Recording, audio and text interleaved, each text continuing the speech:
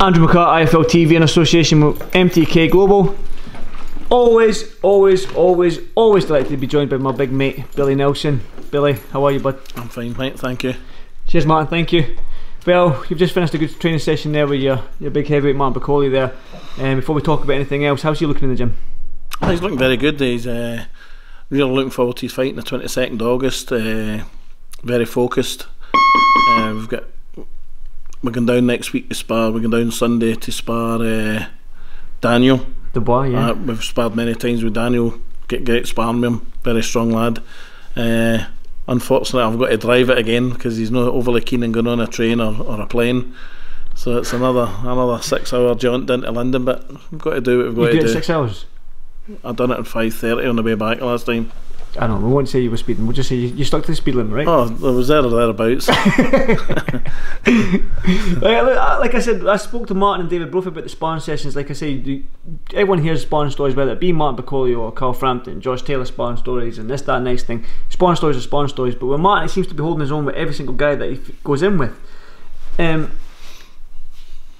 it comes to the sparring stories, like how much can we take from them stories in terms of him not getting the big name that he wants? Because what does he need to do to get these big names, the Dubois, the Joyces, the Chisoras and Whites and stuff like that? What does Martin need to do? Well, he's just keep winning. He's with the right man. We believe he's with the right man to get him to the next level and hopefully fight for a world title. That's the ultimate aim. Sparring stories, that's what they are. I mean, sparring stories, nobody's ever get a better him in sparring. No had him troubled in any way, shape or form, never. You know what I mean? And he has given other people a lot of problems, but that's what the others are. Sparring story, you know, it's just, we can't read too much into it. No, of course you can't, because a fight's a fight and it's 10-ounce gloves. No head guards. I know, but the people who have sparred with him, I don't think they would really fancy facing him with a head guard and 10-ounce gloves on. Not all of them, but the majority of them. Obviously he's got a good fight, tough opponent coming up on the 22nd, but people are going to assume that he's going to get past this one. And with line covers, we don't assume. No. That's why he's training so hard. He's really focused for this fight. It's as close as the best condition I've ever seen him in was against Hunter. He was in fantastic condition. Unfortunately, his head was fried that night with personal issues, the worst personal issues that you could imagine. But fucking unbelievable. It's still a gripe for me because he was looking so good in the sparring. He had a fantastic sparring that lead up with Anthony Joshua and Hugh Fury. Absolutely brilliant sparring. He was looking $1 million, and I was so looking forward to that fight. And then for that to happen, unbeknown to me, 2 days before the fight. Anyway, that's done and dusted now. We've moved on. He showed, you know, how he can perform last year, going to Poland and fighting in front of 9,000 people, not one fan there, and absolutely schooling Marius Wack. So we just went about, really, if Eddie Hearn came to us with any name whatsoever, we'd take it. Names have been mentioned. Chisora, yes, they've said no once, twice. It'd have to be any name in terms of like the top 5, 6 in the world. No, top 10. Top 10. Anybody in the top 10. Anybody in the top 10, top 15. Anybody. As long as the deal's okay. You know what I mean? Martin Bakole will fight him. Again, I've got to ask, you said he needs to keep winning and stuff like that, but does Martin Bakole need to be on yourself? I know you're outspoken in terms of on Twitter and stuff. I'm not outspoken, I'm telling people the truth. No, but in terms of getting the next fight, like you'll take the fight and stuff like that, but what needs to happen to keep, it's okay for Martin to keep winning and stuff like that, but does he need to maybe be more outspoken in terms of like, right, Chisora, come and fight me, I'm ready, or anything along those lines? That's the promoter's job to do that, isn't it? It's the promoter's job to make the fight. The thing is, with this COVID thing on, there's not as much money in the sport as now, and if I'm perfectly honest, everybody's money's been cut, and everybody's money's been cut. Quite rightly so, because at the end of the day, ultimately it's a business. You don't run a business on loss to make a loss. So if people are phoning for talking sake, just say Martin, just for talking sake, Martin was fighting in October and we were still in this same predicament. Who's going to fight Martin for a lot less money than what they could get? You know what I mean? Yeah, not many. It's very difficult. It was difficult getting him an opponent when you were offering him good money. It's even harder when the money's not there. See, the thing is as well, like you mentioned, obviously was the current situation and stuff like that, the money getting cut, but the opportunity might be there now in terms of you can't bring the big opponent, the named opponents in or from far afield. You need to maybe keep it more in house, the UK, Ireland, maybe a little bit into Europe. So all going well on August 22nd, and we move into the autumn months, the winter months for Martin. Could we possibly see Martin face those names that we've mentioned because of the current situation?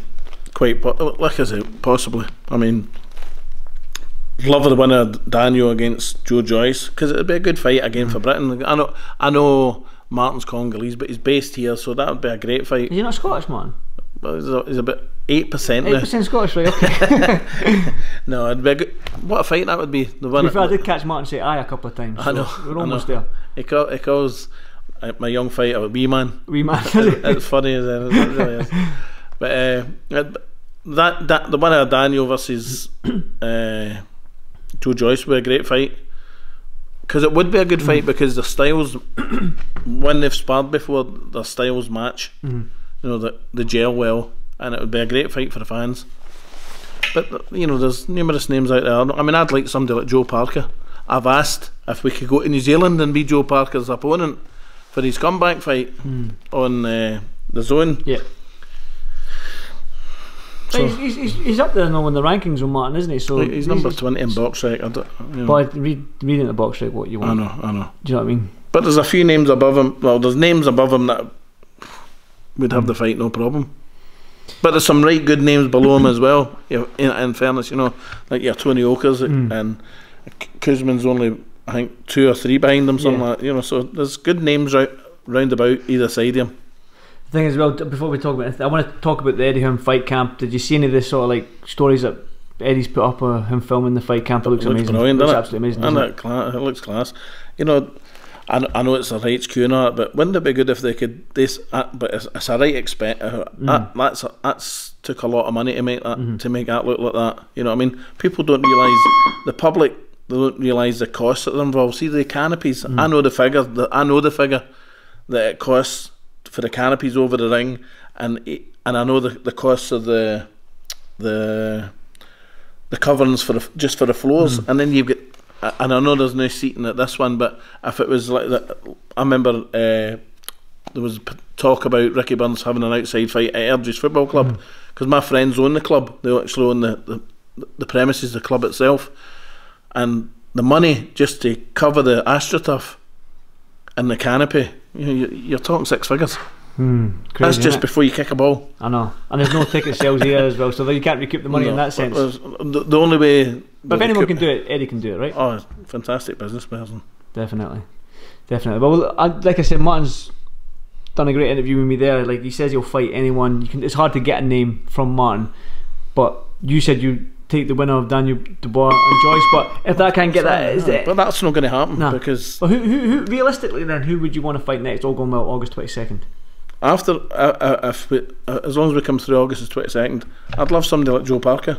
Because Joe Parker's got to understand as well, although he won the world title against Andy Ruiz in a very close fight, and he fought a couple of substandard opponents as when he was a champion, he then lost to AJ, he then lost to Dylan White, so he's got to rebuild as well. As he's rebuilding, we're coming up really close behind him, so that'd be a good fight to make in December, maybe November, December.